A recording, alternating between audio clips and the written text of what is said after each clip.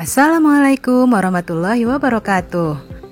Hai semuanya, apa kabar? Selamat datang di channel Ayo Belajar IPA bersama Ibu Rosa. Setiap hari, kita dapat mendengar suara burung berkicau, orang bernyanyi, klakson mobil atau kendaraan bermotor, dan suara Ibu Rosa di dalam video ini. Mengapa kamu dapat mendengar suara tersebut? Suara yang kamu dengar dikenal dengan bunyi. Bunyi merupakan gelombang longitudinal yang merambatkan energi gelombang di udara sampai terdengar oleh reseptor pendengar. Di video kali ini kita akan belajar mengenai pengertian bunyi, frekuensi bunyi, karakteristik bunyi, dan pemantulan bunyi.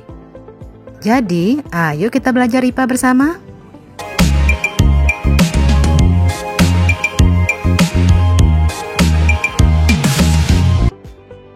Sebagian besar dari kita tentu pernah melihat orang bermain gitar. Sebelum dipetik, senar gitar dalam keadaan diam dan tidak mengeluarkan suara. Tetapi ketika pemain gitar memetik senar gitar, akan terdengar suara dan senar gitar akan bergetar. Suara yang kita dengar itulah yang dinamakan dengan bunyi. Bunyi ditimbulkan oleh benda-benda yang bergetar. Ketika garpu tala digetarkan, bunyi garpu tala menuju telinga akan dihantarkan oleh rapatan dan renggangan partikel-partikel udara. Pada waktu bunyi keluar dari garpu tala, langsung akan menumbuk molekul-molekul udara. Molekul udara ini akan menumbuk udara di sebelahnya yang mengakibatkan terjadinya rapatan dan renggangan. Demikian seterusnya sampai ke telinga kita. Tetapi, apakah molekul udara berpindah? Molekul udara tidak berpindah, tetapi hanya merapat dan merenggang. Bunyi sampai di telinga karena merambat dalam bentuk gelombang. Gelombang yang tersusun dari rapatan dan renggangan adalah gelombang longitudinal. Tanpa adanya medium atau zat perantara, bunyi tidak dapat merambat. Hal ini mengakibatkan bunyi termasuk jenis gelombang mekanis. Begitu pula ketika kita mendengar bunyi akan dirambatkan ke telinga kita melalui udara. Jadi dapat disimpulkan bahwa bunyi dapat terdengar bila ada 3 syarat. 1. Sumber bunyi. 2. Medium atau zat perantara. Dan 3. Alat penerima atau pendengar. Seberapa cepat kita dapat mendengar bunyi? Ahli fisika bernama Miller melakukan percobaan untuk mengukur kecepatan bunyi di udara dengan menembakkan peluru sebagai sumber bunyi dan meletakkan detektor pada jarak tertentu. Pada percobaan tersebut, kecepatan bunyi tergantung pada temperatur. Semakin rendah temperatur atau suhu udara, maka semakin besar kecepatan bunyi. Hal ini yang menjelaskan mengapa pada malam hari bunyi terdengar lebih jelas daripada siang hari. Pada siang hari, gelombang bunyi dibiaskan ke arah udara yang lebih panas atau ke arah atas karena suhu udara di permukaan bumi lebih dingin dibandingkan dengan udara pada bagian atasnya.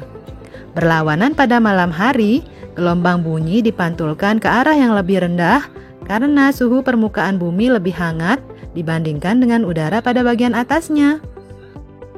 Selain dipengaruhi oleh suhu, cepat rambat bunyi juga dipengaruhi oleh jenis medium. Perhatikan tabel berikut ini. Berdasarkan tabel tersebut, dapat diketahui bahwa udara dapat menghantarkan bunyi paling cepat. Frekuensi bunyi. Apakah semua bunyi dapat terdengar oleh telinga manusia?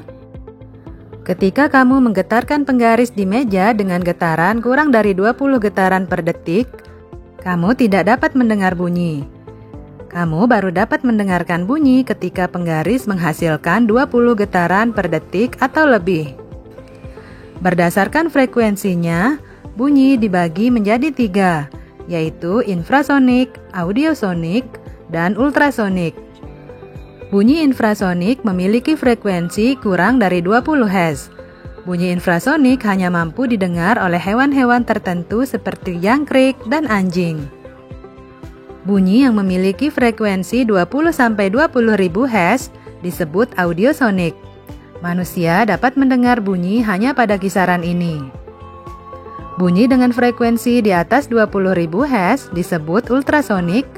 Kelelawar, lumba-lumba, dan anjing adalah contoh hewan yang dapat mendengar bunyi ultrasonik. Anjing adalah salah satu contoh hewan yang mampu menangkap bunyi infrasonik, audiosonik, dan ultrasonik. Anjing akan terbangun jika mendengar langkah kaki manusia walaupun sangat pelan. Hal ini menjadi alasan oleh sebagian orang untuk memanfaatkan anjing sebagai penjaga rumah. Karakteristik bunyi. Ketika kamu mendengar bunyi, apakah kamu dapat membedakan sumber bunyi? Misalnya, ketika membedakan bunyi gitar dan piano. Mengapa kamu mempunyai kemampuan itu? Hal ini disebabkan oleh setiap gelombang bunyi memiliki frekuensi, amplitudo, dan warna bunyi yang berbeda, meskipun perambatannya terjadi pada medium yang sama. Frekuensi. Tinggi rendahnya nada ditentukan oleh frekuensi bunyi. Semakin besar frekuensi bunyi, maka akan semakin tinggi nadanya. Sebaliknya, jika frekuensi bunyi semakin kecil, maka nada akan semakin rendah. Contohnya, pada orang dewasa, suara perempuan lebih tinggi dibandingkan suara laki-laki. Pita suara laki-laki yang bentuknya lebih panjang dan berat mengakibatkan laki-laki memiliki nada dasar sebesar 125 Hz. Sedangkan perempuan memiliki nada dasar 1 oktav atau 2 kali lipat lebih tinggi, yaitu sekitar 250 Hz. Bunyi dengan frekuensi tinggi akan menyebabkan telinga sakit dan nyeri, karena gendang telinga ikut bergetar lebih cepat. Amplitudo. Jika frekuensi menentukan tinggi rendahnya nada, maka amplitudo menentukan kuat lemahnya bunyi. Contohnya, garpu tala yang digetarkan pelan-pelan menghasilkan amplitudo yang kecil, sehingga bunyi yang terdengar juga lemah. Akan tetapi, jika garpu tala digetarkan dengan keras, maka amplitudo yang dihasilkan akan besar, sehingga suara yang terdengar juga keras. Warna atau kualitas bunyi. Pada saat bermain alat musik, kamu dapat membedakan bunyi yang bersumber dari alat musik gitar, piano, dan lain-lain. Setiap alat musik akan mengeluarkan suara yang khas. Suara yang khas ini disebut kualitas bunyi atau yang sering disebut timbre. Begitu pula pada manusia juga memiliki kualitas bunyi yang berbeda-beda. Ada yang memiliki suara merdu, ada juga yang memiliki suara serak atau sumbang. Pemantulan bunyi. Bunyi juga dapat dipantulkan. Karenanya dikenal hukum pemantulan bunyi, yaitu 1. Arah bunyi datang, bunyi pantul, dan garis normal terletak pada satu bidang datar. 2. Besarnya sudut datang atau I sama dengan besarnya sudut pantul atau R.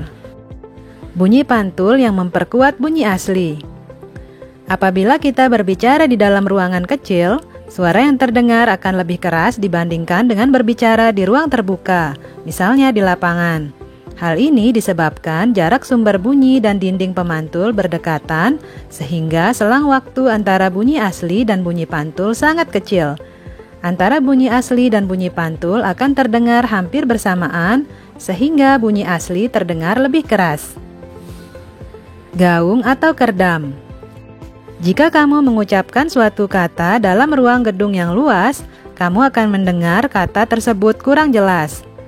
Bunyi seperti ini disebut dengan gaung atau kerdam. Jadi, gaung atau kerdam adalah bunyi pantul yang sebagian terdengar bersama-sama dengan bunyi asli, sehingga bunyi asli terdengar tidak jelas.